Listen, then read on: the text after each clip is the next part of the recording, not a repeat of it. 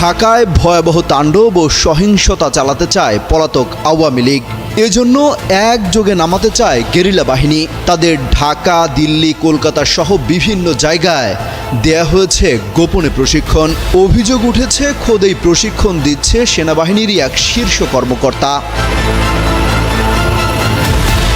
এরই মধ্যে সেনা হেফাজতে নেওয়া হয়েছে মেজর সাদিক নামে সেনাবাহিনীর একজন অফিসারকে।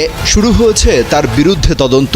সূত্র বলছে মূলত প্রশিক্ষণ দেয়া হচ্ছে নিষিদ্ধ ছাত্রলীগ এবং অবসরপ্রাপ্ত কিছু সরকারি কর্মকর্তা কর্মচারীকে। তারা আওয়ামী লীগকে ফেরাতে মরিয়া হয়ে উঠেছে।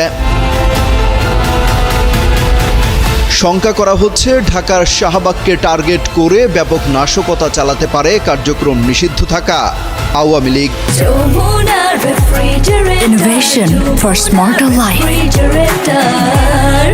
আগামী 5 আগস্ট শেখ হাসিনা সরকারের পতনের 1 বছর পূর্ণ হতে যাচ্ছে।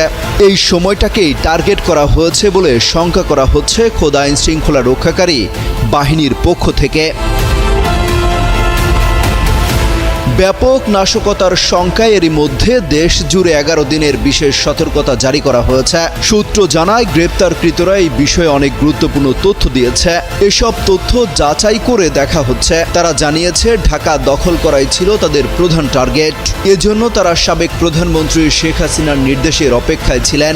পরিকল্পনা মোতাবেক শেখ হাসিনার নির্দেশ পাওয়ার সঙ্গে সঙ্গে সারা দেশ থেকে তালিকাভুক্ত হাজার হাজার নেতাকর্মী একযোগে ঢাকায় চলে আসবেন বলেও জানাচ্ছেন তারা। সবাই সমবেত হবেন রাজধানীর শাহবাগে। শাহবাগ মোড় দখল করে জনমনে আতঙ্ক তৈরি সহ জনগণকে জানান দেয়া হবে যে আওয়ামী লীগের কয়েক লাখ লোক ঢাকা দখল করে ফেলেছে। প্রশাসনও তাদের সঙ্গে আছে। তাৎক্ষণিকভাবে এর প্রভাব পড়বে সারা দেশে। পরিকল্পনা অনুযায়ী আওয়ামী লীগ অধ্যুষিত কয়েকটি জেলা সহ দেশের বিভিন্ন স্থানে আওয়ামী লীগের বিভিন্ন পর্যায়ের লোকজনও মাঠে নামার সাহস দেখাবে বলেও শঙ্কা করা হয়। অমিত হাসান রবিন।